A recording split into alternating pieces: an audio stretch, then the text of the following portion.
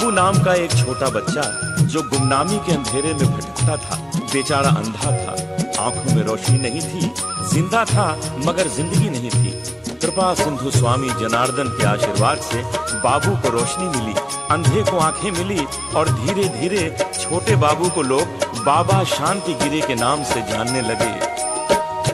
छूकर तुम्हारे चरण ओ स्वामी, छूकर तुम्हारे चरण।